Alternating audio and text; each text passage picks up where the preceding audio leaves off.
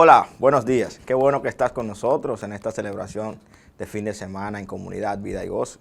Gracias por tu sintonía, gracias por venir para que juntos adoremos a nuestro Señor Jesucristo. En esta ocasión vamos a continuar con la tercera parte de nuestra serie devocional que hemos tenido en las últimas semanas. Primera semana hablamos acerca del llamado de Jesús para nosotros como iglesia.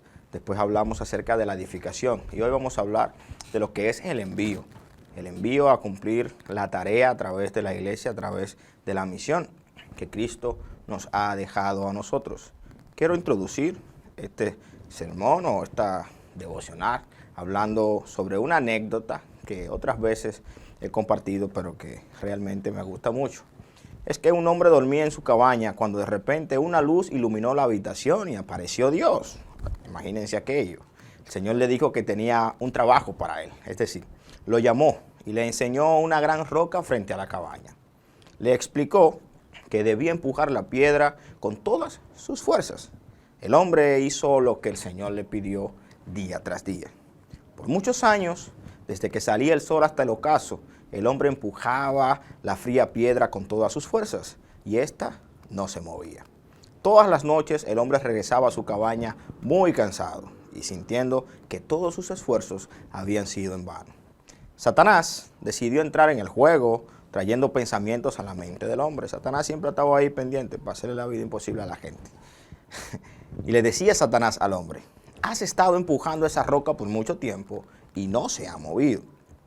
Le dijo que la tarea que le había sido encomendada era imposible de realizar y que él era un fracaso. Estos pensamientos incrementaron su sentimiento de frustración y desilusión. Satanás le dijo: ¿por qué esforzarse todo el día en esta tarea imposible? Solo haz un mínimo esfuerzo y será suficiente. El hombre pensó en poner en práctica esto, pero antes decidió elevar una oración al Señor y confesarle sus sentimientos.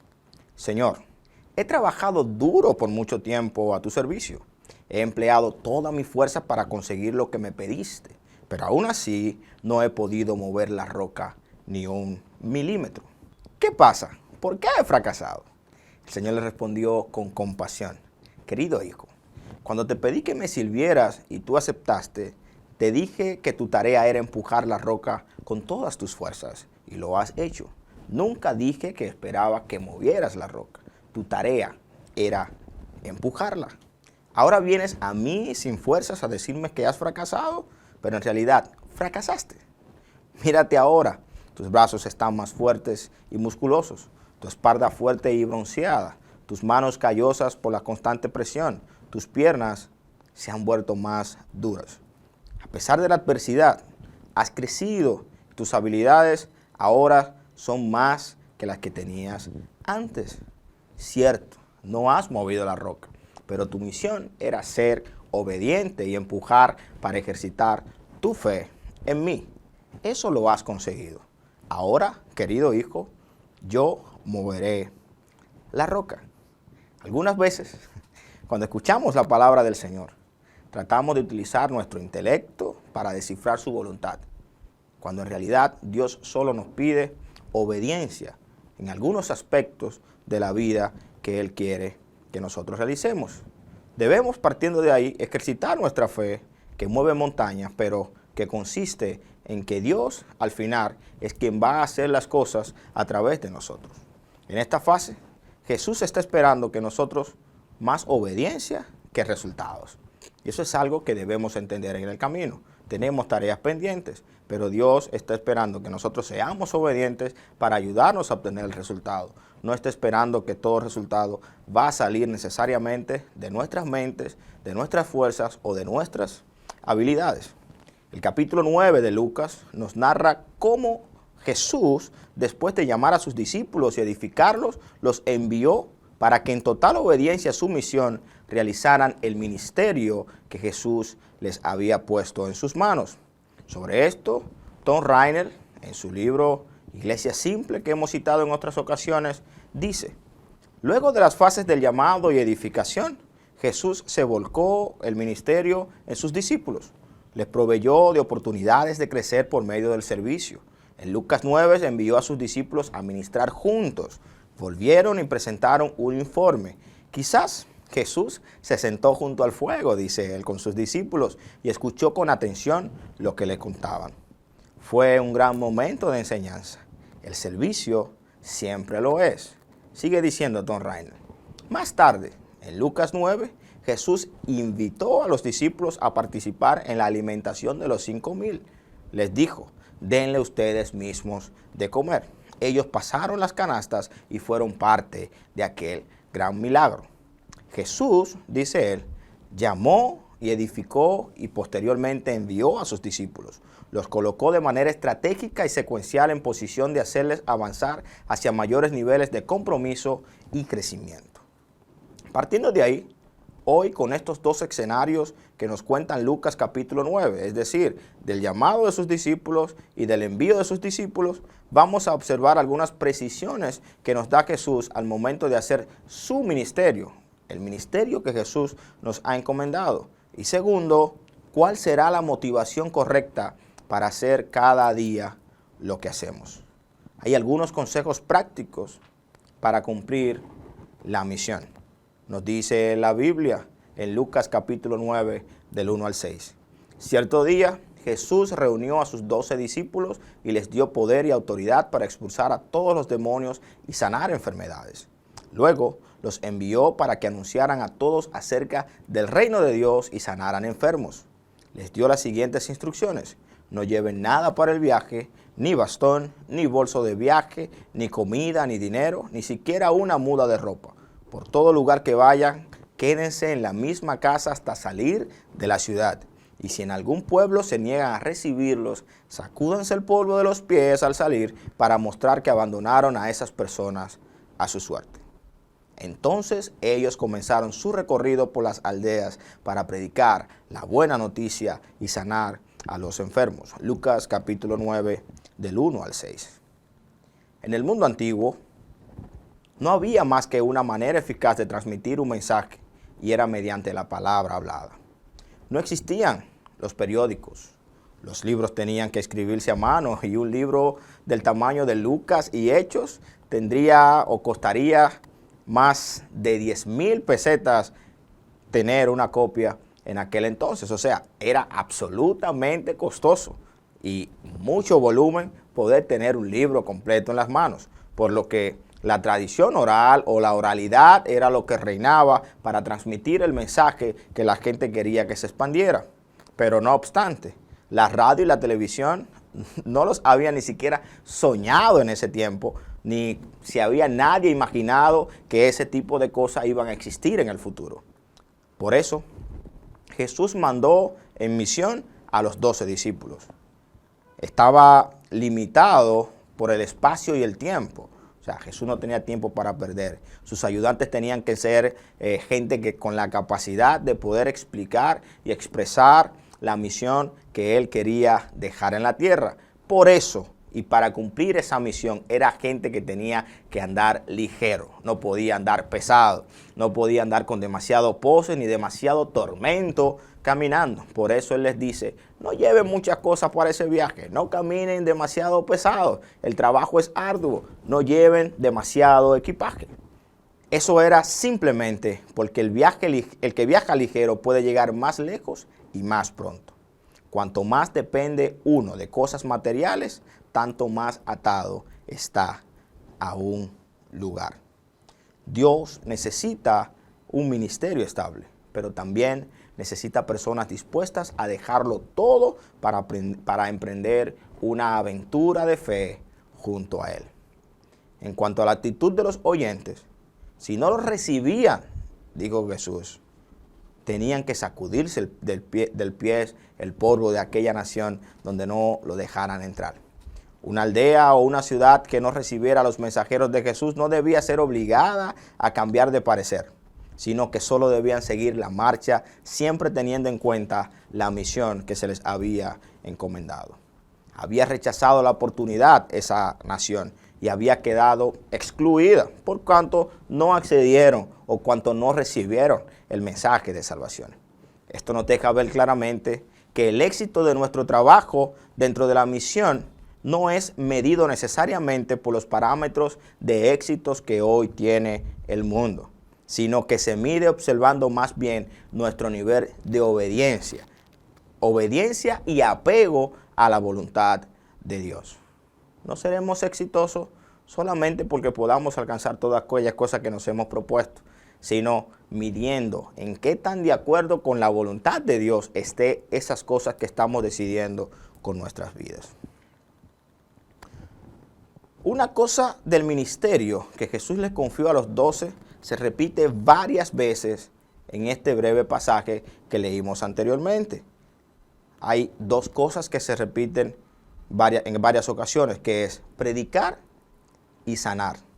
Predicar y sanar, al parecer, iban juntos dentro de esa gran tarea. Une el interés en los cuerpos y en las almas.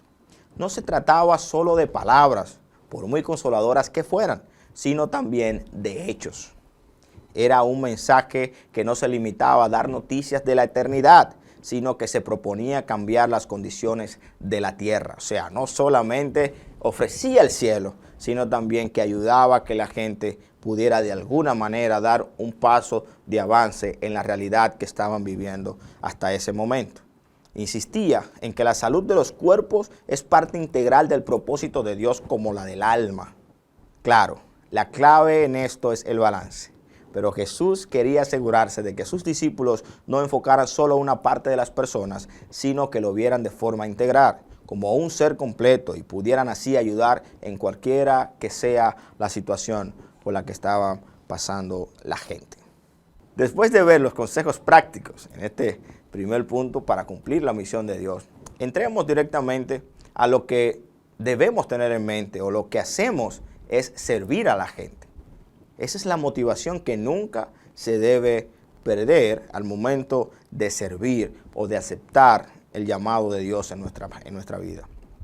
Mucha gente teme responder al llamado de Dios porque entiende que no está capacitado, que no sabe lo suficiente, que no tiene mucho tiempo en la iglesia, que no maneja el complicado vocabulario cristiano que con ocasiones utilizamos, aquellas palabras muy rebuscadas que parecen de Segunda de Crónicas, que a veces uno no la domina y piensa que por eso está incapacitado.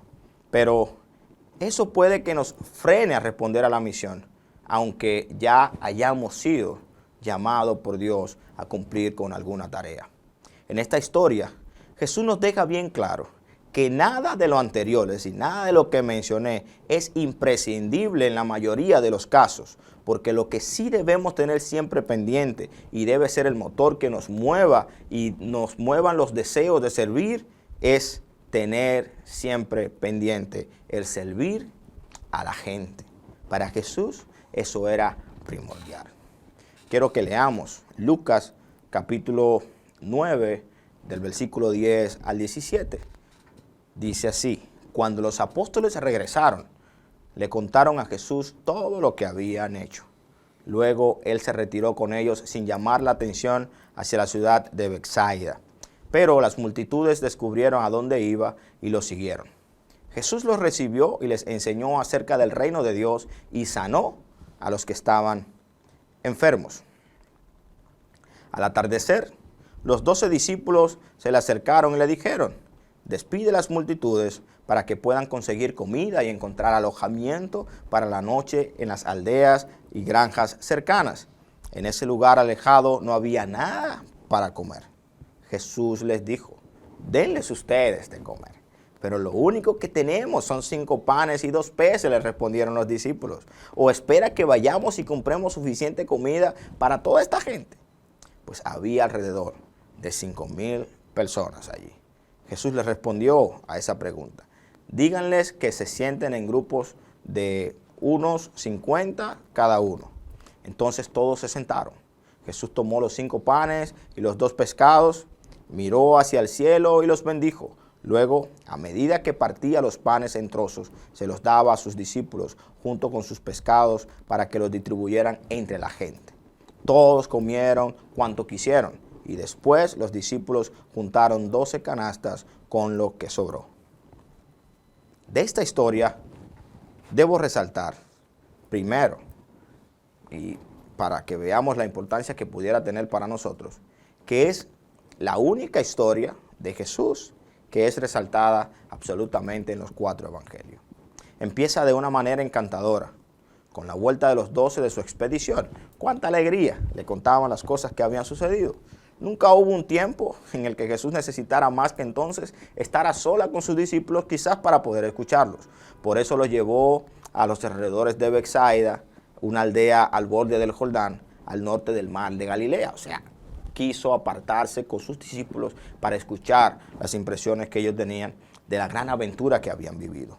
Pero cuando la gente descubrió que se les había marchado, salieron en búsqueda en grandes grupos. Se fue Jesús, se movió Jesús, todo el mundo salió.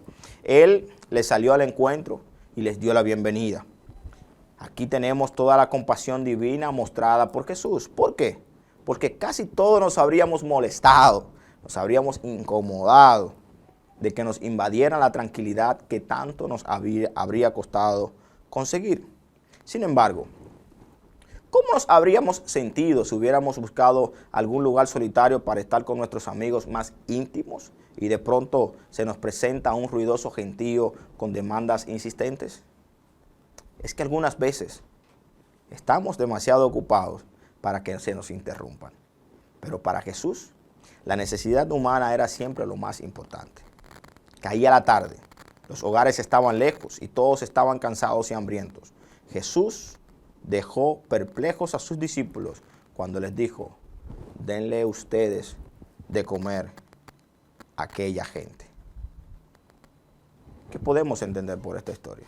¿A dónde vamos con todo esto?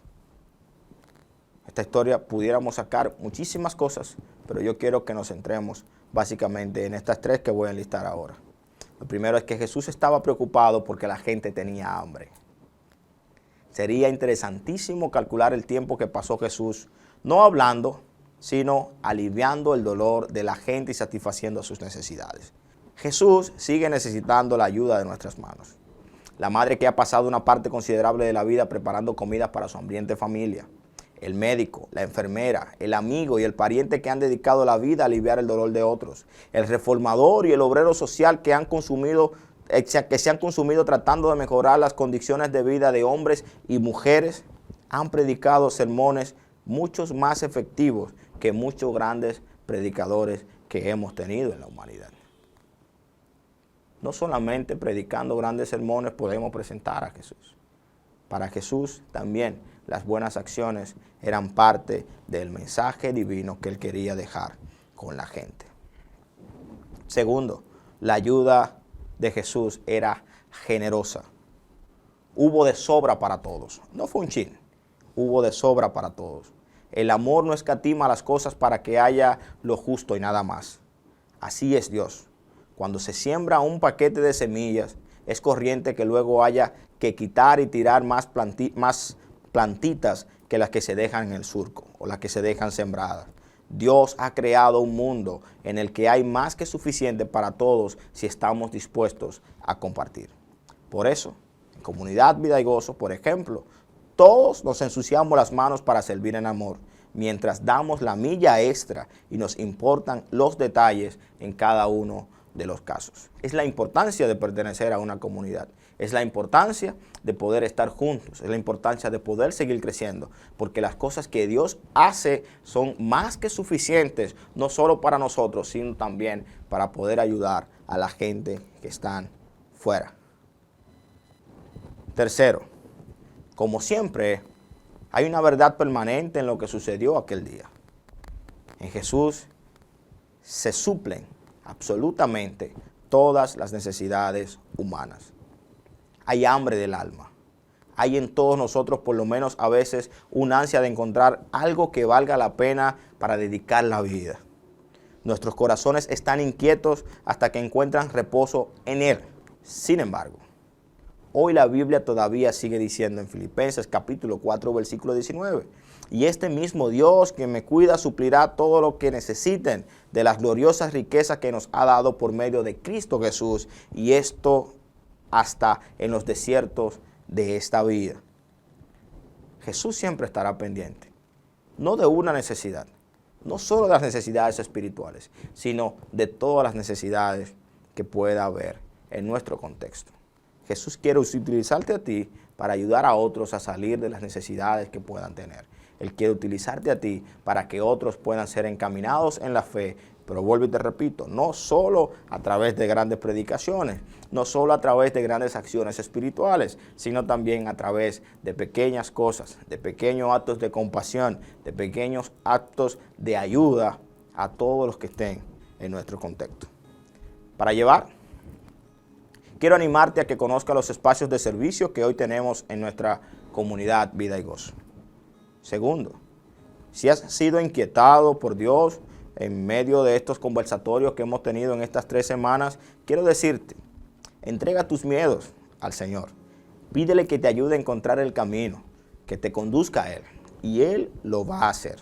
No hagas caso de ninguna voz, solamente de la que Dios te dio a conocer.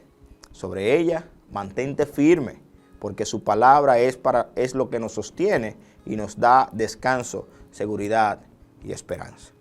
Si de alguna manera has sido inquietado o inquietada a tomar acción con tu vida en lo que hemos escuchado en estas 3 semanas, quiero animarte a que no tengas miedo, sino que des el paso inicial.